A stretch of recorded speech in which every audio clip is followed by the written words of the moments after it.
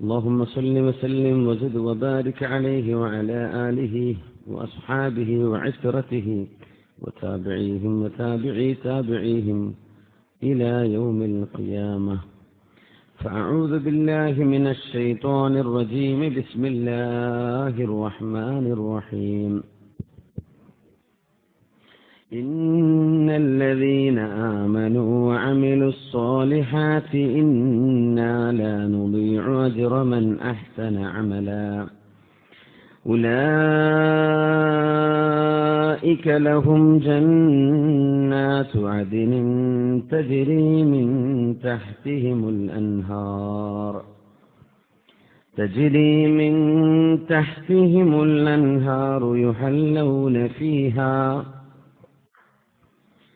يحلون فيها من أساور من ذهب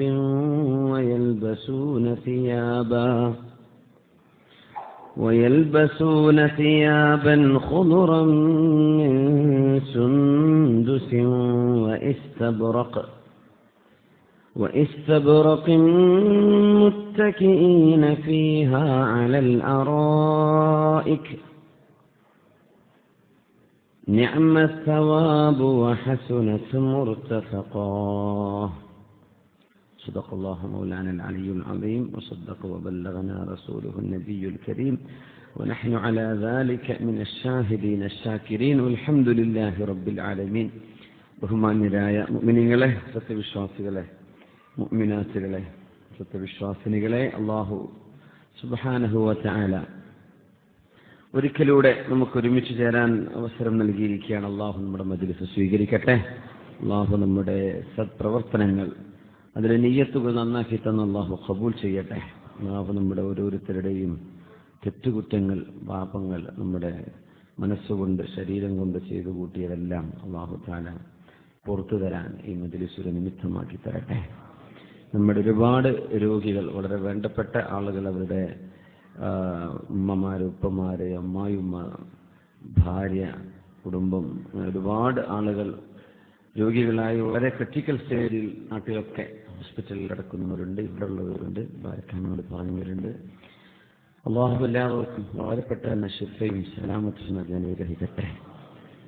ഒരു ചെറുപ്പക്കാരൻ ഒരു ക്യാൻസറിൽ അസുഖം ബാധിച്ചുകൂടെ നാട്ടിൽ പോയിരിക്കുകയാണ്. അല്ലാഹു അദ്ദേഹത്തിന് ശിഫ കൊടുക്കട്ടെ. കടബാധ്യതകളിൽ പ്രയാസപ്പെടുന്ന ഒരുപാട് ആളുകളുണ്ട്. അല്ലാഹു തആല അവർക്കൊക്കെ വളരെ പെട്ടെന്ന് സലാമത്ത് നൽകട്ടെ. ആമീൻ യാ റബ്ബൽ ആലമീൻ. ബഹുമാനരായ മുഅ്മിനീങ്ങളെ, സൂറത്തുൽ കഹ്ഫിലെ 30-31 ആയത്തുകളാണ് ഇൻഷാ അല്ലാഹ് നമ്മൾ ചർച്ച ചെയ്യാൻ പോകുന്നത്. ഇത് 30-ാമത്തെ ആയത്തിന്റെ ചർച്ചയിലായിരുന്നു കഴിഞ്ഞ 2 ക്ലാസുകൾ.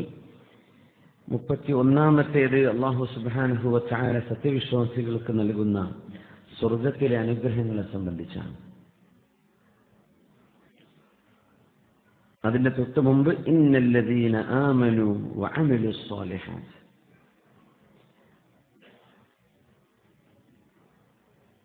സത്യവിശ്വാസം കൈകൊള്ളുകയും വഅമിലുസ് സ്വാലിഹാത്തി, സൽക്കർമ്മങ്ങൾ അനുഷ്ഠിക്കുകയും ചെയ്തവർ, ഇന്നാ ലാ നുദീഉ അജ്റ മൻ അഹ്സന അമല, ആര് ഏറ്റവും നല്ല പ്രവർത്തനങ്ങൾ ചെയ്യുന്നുണ്ടോ, ആര് സൽക്കർമ്മങ്ങൾ അനുഷ്ഠിക്കുന്നുണ്ടോ, അവരുടെ ഒരു പ്രതിഫലവും നാം നഷ്ടപ്പെടുത്തി കളയുകയില്ല. സൽക്കർമ്മങ്ങളുടെ പ്രതിഫലം അല്ലാഹു ഇവിടെ നൽകുന്ന മനസ്സമാധാനമാണെന്നും നമ്മുടെ ഇബാദത്തുകളിൽ ലഭിക്കുന്ന ആനന്ദമാണെന്നും അല്ലാഹുവിനോടുള്ള അടുപ്പമാണെന്നും ആണ് നമ്മൾ ഇതിന് മുമ്പ് ചർച്ച നടത്തിയത്. അല്ലാഹു അങ്ങനെ ഇബാദത്തിന്റെ പ്രതിഫലം അല്ലാഹു നമുക്ക് നൽകി അനുഗ്രഹിക്കട്ടെ. ആമീൻ യാ റബ്ബൽ ആലമീൻ. ദുനിയാവിൽ അങ്ങനെയാണ്, പരലോകത്ത് അല്ലാഹു നൽകുന്ന സ്വർഗവുമാണ്. അതാണ് തൊട്ടടുത്ത ആയത്തിൽ അല്ലാഹു തആല പറയുന്നത്, ഇന്നാ ലാ നുദീഉ അജ്റ മൻ അഹ്സന അമല. ഒരു അമൽ നന്നാക്കിയ ഒരുത്തർ, അതാണ് വാക്കിന്റെ അർത്ഥം, അവരുടെ ഒരു പ്രതിഫലവും അല്ലാഹു നഷ്ടപ്പെടുത്തി കളയുകയില്ല. ഏതൊരു പ്രവർത്തനവും നന്നാവുന്നത് നമ്മുടെ നിയ്യത്ത് നന്നാകുമ്പോഴാണ്, നമ്മൾ എന്തിനത് ചെയ്യുന്നു എന്ന് ആലോചിക്കുമ്പോഴാണ്. വളരെ സിമ്പിളാണ് ഇസ്ലാമിന്റെ വിഷയം. ഒരു കർമ്മം നന്നാവാനും മോശമാവാനും ഹൃദയത്തിലെ നിയ്യത്തിനനുസരിച്ചാണ്. ഖൽബിൽ നമ്മുടെ ഇന്റൻഷൻ എന്തോ അതിനനുസരിച്ചാണ് ആ അമലങ്ങ് പൂർത്തിയാവുന്നത്. അള്ളാഹുവിന്റെ ഭൂമിയിൽ പള്ളി ഉണ്ടാക്കുക എന്ന് പറഞ്ഞാൽ ഭയങ്കര കൂലുള്ള വിഷയമല്ലേ. മൻ ബനാ ലില്ലാഹി മസ്ജിദൻ വലൗ കമസ്ഹത്തി ഖതാ ബനല്ലാഹു ലഹു ബൈതൻ ഫിൽ ജന്ന. അങ്ങനെയാണ്. ഒരു ചെറിയ പക്ഷിക്കിരിക്കാൻ പറ്റുന്ന അത്രയെങ്കിലും വലുപ്പമുള്ള ഒരു പള്ളി ഉണ്ടാക്കിയാൽ, പക്ഷിക്കിരിക്കുക എന്ന് പറഞ്ഞാൽ ഒരു മനുഷ്യരിക്കാൻ പറ്റുമോ? അത്രയും ചെറുത്. എന്നാൽ തന്നെയും അള്ളാഹു സ്വർഗത്തിൽ അവർക്ക് വീടുണ്ടാക്കി കൊടുക്കും. അവർക്കതല്ലേ കഴിഞ്ഞുള്ളൂ. അള്ളാഹു കൊടുക്കുന്നത് അള്ളാഹുവിന്റെ കഴിവനുസരിച്ചാണ്, മനുഷ്യൻ ചെയ്തത് അവന്റെ കഴിവനുസരിച്ചാണ്. അതുകൊണ്ട് അള്ളാഹു തആല എന്നാ നിനക്ക് പക്ഷിക്കിരിക്കാൻ പറ്റുന്ന വീട് ഞാൻ തരാം, അങ്ങനെയല്ല, സ്വർഗത്തിലെ കൊട്ടാരം ഞാൻ നിനക്ക് തരുന്നതാണ്. അപ്പോൾ വലിയ വലിയ പള്ളികൾ ഉണ്ടാക്കുന്നത് ഉദാഹരണം മാത്രം പറയാൻ, കാര്യങ്ങൾ മനസ്സിലാക്കാൻ. എന്തുകൊണ്ട് നമ്മൾ ചെയ്യുന്നു എന്നതാണ് വിഷയം. എന്തിന് ചെയ്യുന്നു? നിങ്ങൾ ചെയ്തു, നിങ്ങളൊരു അറബിയോട് പറഞ്ഞു, ഒരു മുതലാളിയോട് പറഞ്ഞു, നിങ്ങളുടെ നിയ്യത്ത് എന്തായിരുന്നു? അത് ഞാനാണ് തരപ്പെടുത്തി കൊടുത്തത് എന്ന ഉദ്ഘാടനത്തെങ്കിലും ഒരു വായിക്കണം, ഇതാണ് നിയ്യത്ത്. പോയി അതിനു വേണ്ടി ചെയ്ത ടെലിഫോൺ കോളുകളും പിന്നാലെ നടന്നതും ഒക്കെ പോയി. നാട്ടിലെ കമ്മിറ്റിക്കാരുടെ ആഗ്രഹം നമ്മുടെ ജില്ലയിൽ ഇത്ര വലിയ പള്ളി ഉണ്ടായിട്ടില്ല എന്ന് നാട്ടുകാരും പത്രക്കാരൊക്കെ പറഞ്ഞു കിട്ടിയാൽ നമ്മൾ വിജയിച്ചു എന്നാ, അതും പോയി. പിന്നെ അവര് പത്രത്തിലൊക്കെ അങ്ങനെ അടിച്ചു വന്നു വരും, ഒരു കാര്യമില്ല. പിന്നെ ജനങ്ങൾക്കിടയിൽ തഫ്രീഖും വിഭാഗീയതയും ഉണ്ടാക്കാൻ നമുക്ക് നമ്മുടേത് മാത്രമായിട്ട് കിടക്കട്ടെ, അപ്പുറത്തൊരു പള്ളിയുണ്ട്, എല്ലാവർക്കും ഒരുമിച്ച് പോകാൻ പറ്റുന്ന, ജുമാ നിസ്കരിക്കാൻ പറ്റുന്ന പള്ളിയുണ്ട്, അതൊന്നും പറ്റില്ല, നമുക്ക് നമ്മുടെ തന്നെ. അങ്ങനെ ഒരു തഫ്രീഖ് ഉണ്ടാക്കാൻ വേണ്ടി, ഒരു വിഭാഗീയതയ്ക്ക് വേണ്ടി പള്ളി ഉണ്ടാക്കി. അതുകൊണ്ട് ശിക്ഷ ഉണ്ടാവുന്നതാണ്. കാരണം മുസ്ലിമീങ്ങളെ ഭിന്നിപ്പിക്കുന്നത് ഗുരുതരമായ തെറ്റാണ്.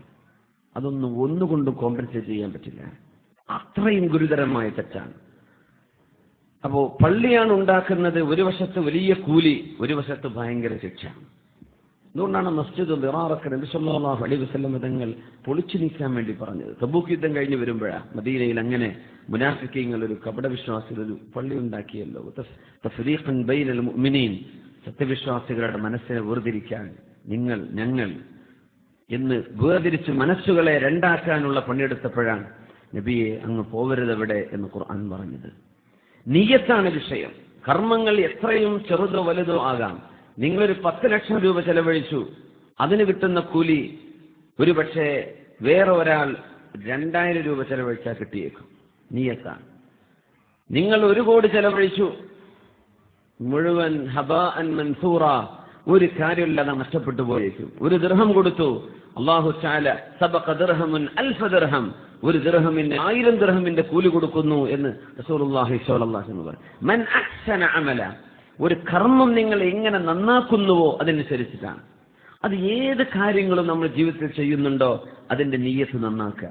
എങ്ങാനുമല്ല പൈശാചികമായ ചിന്തകളും വന്നു, ഇപ്പൊ ഏതെങ്കിലും ഒരാൾ അങ്ങനെ ഒരു കർമ്മം ചെയ്യാൻ വേണ്ടി ഉദ്ദേശിച്ചു, അപ്പൊ ഇബ്ലീസ് വന്നിട്ട് പറഞ്ഞു, പിന്നെ അത് നിങ്ങളെ പേര് വെക്കണ്ടേ, അപ്പോഴല്ലേ അത് നിങ്ങളാ ചെയ്ത് നാട്ടുകാർ അറിയുള്ളൂ. അതൊരാഗ്രഹമൊക്കെ തോന്നി, അങ്ങനെയൊക്കെ ആയിക്കോട്ടെ. പിന്നെ തോന്നി, റബ്ബേ അങ്ങനെ ചെയ്യാൻ പാടില്ലല്ലോ. നിങ്ങളതിൽ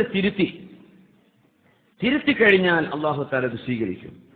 പക്ഷേ ആ അമലുമായി നിങ്ങൾ മുബാശറത്ത് ചെയ്യുന്ന സമയം, ഒരു കർമ്മം ചെയ്യുന്ന നേരത്ത്, അതിന്റെ തൊട്ട് മുമ്പ് നിങ്ങൾക്ക് പല ചിന്തകളും വന്നു. പക്ഷെ ആ കർമ്മം നടക്കാൻ പോകുമ്പോൾ നിയ്യത്ത് മാറ്റിയെടുത്തു, അല്ലാഹുവേ അല്ല, എനിക്ക് നിന്റെ പൊരുത്തമാണ് വേണ്ടത്. അങ്ങനെയായി കഴിഞ്ഞാൽ ആ കർമ്മം സ്വീകരിക്കപ്പെട്ടു.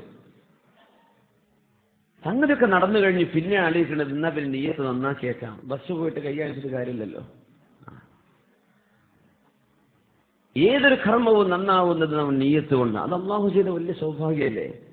അതിൽ നിങ്ങൾ കുറെ ചെയ്താലേ കൂലി കിട്ടുള്ളൂ എന്ന് പറഞ്ഞാൽ കുറെ ചെയ്യാൻ പറ്റാത്തവരെന്ത് ചെയ്യും?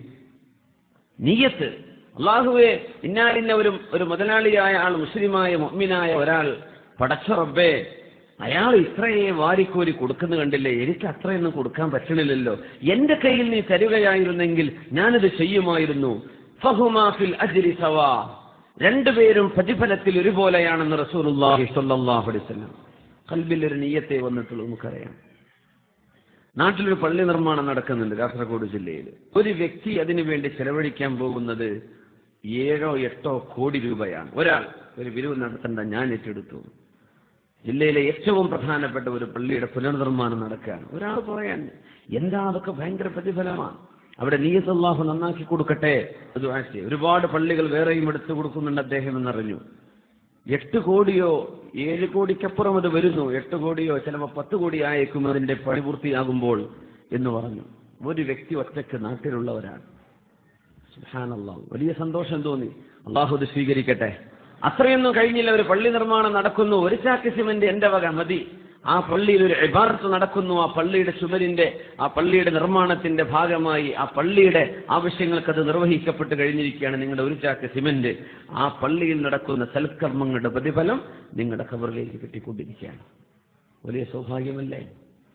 ഓരോരുത്തർക്ക് എത്ര കഴിയുന്നുണ്ടോ അത്. പക്ഷെ നീയത്ത് നന്നാക്കിയെടുക്കുക, നീയത്ത് നന്നാക്കുക. മനുഷ്യന്മാർ ചോദിക്കുമ്പോൾ ഈ എന്തേ കൊടുത്തതെന്ന് ചോദിക്കുമ്പോൾ എന്തെങ്കിലുമൊക്കെ ഒന്ന് പറയണ്ടേ, അതിന് എന്റെ വക, അത് വെറുതെയാണ്, ഒരു കാര്യമില്ല. നമ്മൾ ചെയ്യുന്നതിന്റെ നിയ്യത്ത് നന്നാക്കിയാൽ ഇന്നാ ലാ നുദീഉ അജ്റ മൻ അഹ്സന അമല, കർമ്മങ്ങൾ ആരൊക്കെ നന്നാക്കുന്നുണ്ടോ അവരുടെ ഒരു പ്രതിഫലവും നമ്മൾ നഷ്ടപ്പെടുത്തി കളയുകയില്ല. അല്ലാഹു നമ്മുടെ അമലുകളൊക്കെ നന്നാക്കി തരട്ടെ. ആമീൻ യാ റബ്ബൽ ആലമീൻ. صلوا على النبي محمد وآله. اللهم صل على سيدنا محمد وعلى آل سيدنا محمد وبارك وسلم عليه.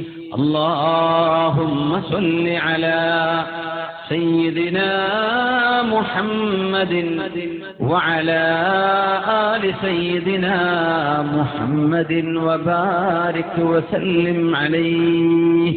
ഒരുപാട് സ്വലാത്ത് നമ്മുടെ ഹബീബിന്റെ ഹളറത്തിലേക്ക് എത്തും. അല്ലാഹു എത്തിച്ചു കൊടുക്കട്ടെ. അവിടുത്തെ അല്ലാഹു സന്തോഷിപ്പിക്കട്ടെ.